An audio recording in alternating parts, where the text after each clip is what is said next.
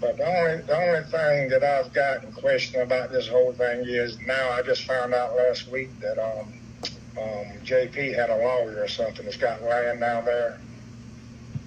My own land is somewhere near right there. I feel like somebody might have come in off of that land.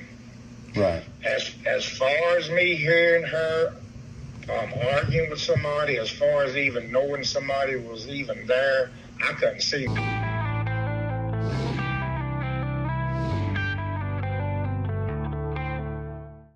Hi guys, welcome back to my channel, Tough Topic. My name is Brittany. I hope everyone is enjoying their day. And I'm going to be talking about the Mica Miller case, and there are so many layers to this. The young woman who allegedly took her own life at a state park in North Carolina. Those of you that have followed this case are probably just as frustrated as I am with the lack of work being done by law enforcement. And this entire case has now been turned into a cleanup spree, and people that are not at all working as investigators finding out so many details and things that should have been addressed before they actually named this as a self-unaliving. I've listened to many interviews by the family and friends of Mica and former members of Solid Rock Church who knew that Mica would never do something like this without any influence.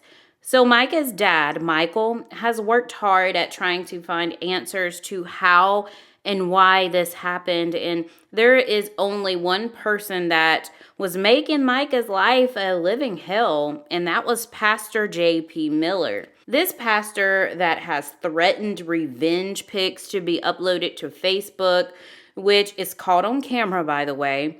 The same pastor who put tracking devices on Mica's car, slashed her tires, is the same pastor who picked up random sex workers, same pastor who forced Mica to get breast augmentation, the same pastor who would give Mica testosterone pills to increase her sex drive.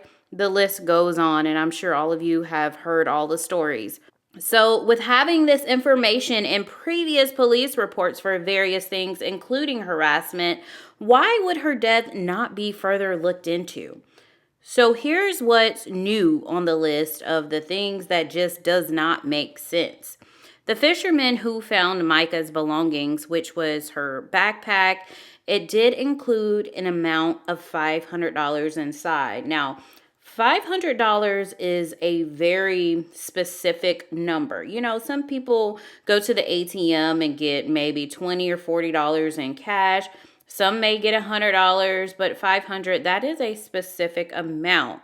A lot of us look at the store she went to, which was very random, and the state park. So the path that Mica took at the park was a very tough spot to get into. It's also a zone that no one is knowledgeable about, and it's a do not enter zone. The fisherman also mentions something that I find very interesting. He says that JP's attorneys has property that leads to the path of the same river accessible by boat at the state park. Now, although I did already know this information and I've talked about it on my previous videos, I find it very telling that the fisherman knew the accessible routes from Fairbluff. Remember in the 911 call, Mica told the operator she doesn't know where she was. She also mentioned Fairbluff. There is no way to enter that part of the river by boat without passing through Fairbluff. Now, this fisherman also says that there was another boat that was over by the area that he heard the shot come from. He says that it was a man, a young lady, and another child. He says that those individuals were coming into the river as he was leaving. He says that they were fishing upriver and past him. He also states that it was a John boat about 14 feet. He says that he asked them if they heard the shot, and they said they did. Now, these individuals were never questioned. And me personally, I can't say if any of these individuals, including the fisherman, has anything to do with this or if anyone is covering anything up. But in my opinion, the FBI needs to get an official statement from everyone that was in the water fishing or not on that day.